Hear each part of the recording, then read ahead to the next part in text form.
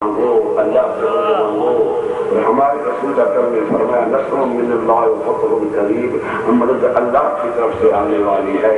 اور پھر دوسرے مقام سورہ آل عمران میں اللہ نے فرمایا ومن نصر الا من عند اللہ، مدد تو صرف جو فوق الاسباب مدد ہے، جو انسان کی گرفت اور کنٹرول سے بالا ہے، وہ صرف اللہ کی جانب سے آتی ہے.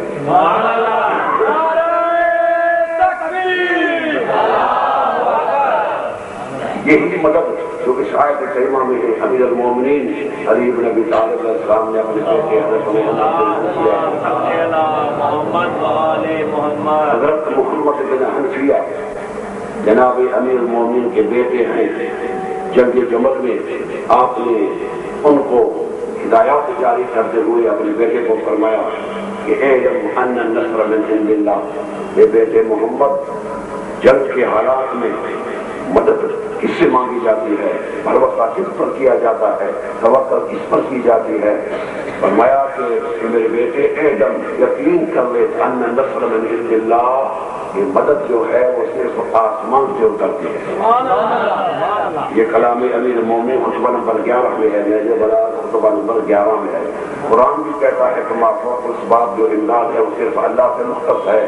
اور علی علیہ السلام بھی فرماتا ہے جو مدد فوق الاسباب ہے وہ اللہ کی جانب سے مدد ہوتی ہے.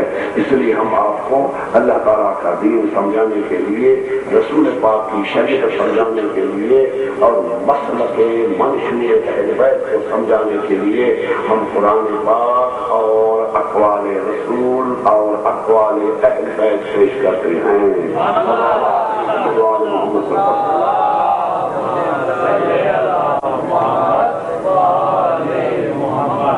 پہلی آیت کریمہ جس میں اللہ نے اپنی توحید کا ذکر فرمایا کہ اللہ الذی خلقکم، اللہ وہ ہے جو پوری دنیا کی ہر چیز کو پیدا کیا ہے. پیدا کرنے میں اللہ کے ساتھ کوئی شریک نہیں.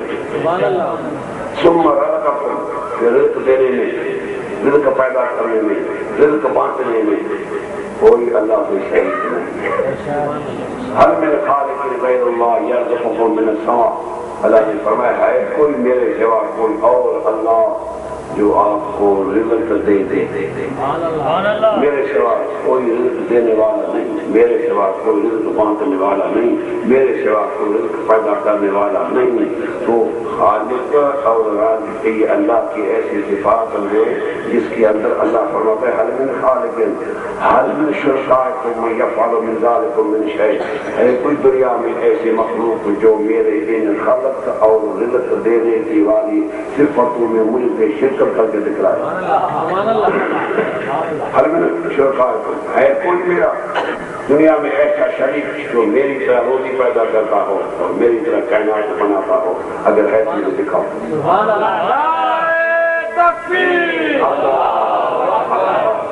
اللہ تعالیٰ جل شانہ کہ ہم توحید کو ماننے والے، ہم علی کے شیعہ ہیں، ہم اہل بیت کے شیعہ ہیں مگر موحدین شیعہ، ہم توحیدی شیعہ ہیں. سب سے پہلے توحید کی بات کرتے ہیں، گھنٹوں کے گھنٹوں گھنٹوں کے گھنٹے ہم توحید الہیہ پر پڑھتے ہیں تاکہ امت مسلمان کو پتہ چل جائے کہ اہل شرک وہ اور ہیں، شرک میں پھنسے ہوئے افراد، جہالت میں پھنسے ہوئے افراد وہ اور کوئی ہیں. ہم اہل توحید علی کے شیعہ ہیں، ہم توحید کو ماننے والے امیر المومنین کے شیعہ ہیں. یعنی ہم گروہ موحدین ہیں، ہم جماعت موحدین شیعہ ہیں، کیونکہ جس نے شرک کیا اس کا سب کچھ ہلاک ہو گیا.